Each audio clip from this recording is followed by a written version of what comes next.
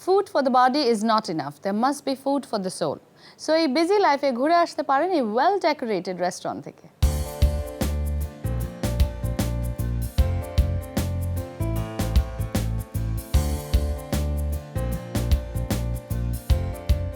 এই রেস্টুরেন্টটি আমি স্টার্ট করি 2013 6 সেপ্টেম্বর। নামের সাথে ইন্টেরিয়রটা অনেক সামঞ্জস্য আছে। এখানে বেসিক্যালি ইন্ডিয়ান ফুডের সাথে ফাস্ট ফুড, ইতালিয়ান ফুড সব টাইপের ফুড পাওয়া যায়।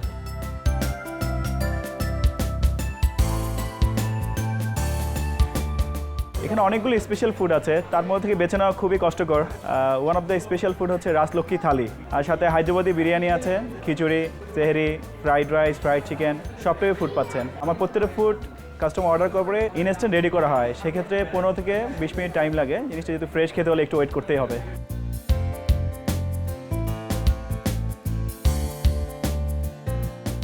এখানে অ্যাভারেজ প্রাইস রেঞ্জ হচ্ছে 100 থেকে 300 টাকা। এর মধ্যে ম্যাক্সিমাম ফুড 300-এর ভিতরে পাচ্ছেন, so affordable.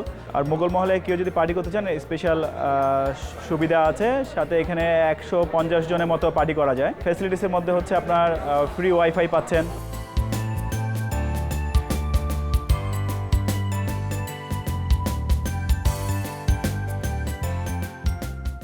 Food lover and amateur শেফদের জন্য রয়েছে একটি মজার রেসিপি। আজকে দেখাবো আপনাদেরকে রাজলক্ষ্মী থালি কিভাবে বানাইতে হয়। রাজলক্ষ্মী থালি তৈরি করতে কি কি লাগছে চলুন দেখে আসি। চিকেন লেগ পিস, মরিচ গুঁড়ো, ধনিয়ার গুঁড়ো, জিরার গুঁড়ো, আদা রসুন, পেঁয়াজ ভাজা, ঘি, মেথি পাতা, সরিষার তেল, ফ্রুটস, কাশ্মীর মরিচ, স্পেশালি কাবাব মশলা, ধনিয়া পাতা, লেবুর পানি, কাঁচা মরিচ, লবণ, গুঁড়ো দুধ, চিকেন বনলেস এবং স্পেশালি গ্রেভি। চলুন রাজলক্ষ্মী থালি কীভাবে তৈরি করতে হয় এটা দেখে নিই। আগে তেল দিচ্ছি, বনলেস চিকেন, মরিচ, লবণ, স্পেশালি মশলা, কাশ্মীর মরিচ, এটা হলো লেবুর রস, একটু পানি দিচ্ছি, হালকা একটু কাশ্মীর মরিচ লাগবে।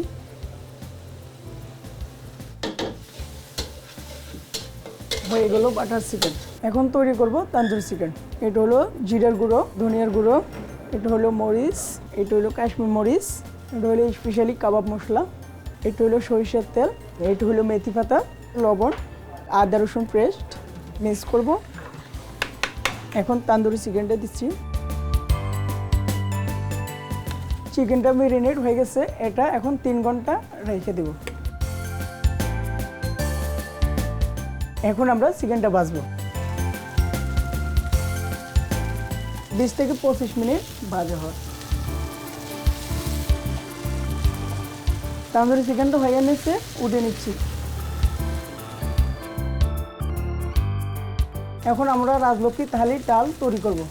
প্রথমে তেল দিচ্ছি, তারপরে জিরার গুঁড়ো, ধনিয়ার গুঁড়ো, মরিচ, এরপরে কাশ্মীর মরিচ, তারপরে ডালটা ঢালে দিচ্ছি। এটা হইতে মিনিমাম 10 মিনিট লাগবে। একটু পানি দিচ্ছি,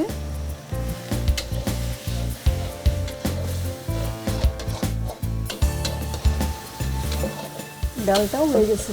আমাদের এখন কাশ্মীর পোলাওটা রেডি করলেও হয়ে যাবে রাজলক্ষ্মী থালি। চলুন কাশ্মীর পোলাওটা কীভাবে তৈরি করতে হয়। আগে একটু বাটার অয়েল দিচ্ছি, এটা হলো বাটার অয়েল, রাইস, এটা হলো গুঁড়ো দুধ, এটা হলো লবণ, চিনি, এটা হলো ফ্রুটস। হয়ে গেল কাশ্মীর পোলাও। চলুন পরিবেশনের জন্য রেডি করব।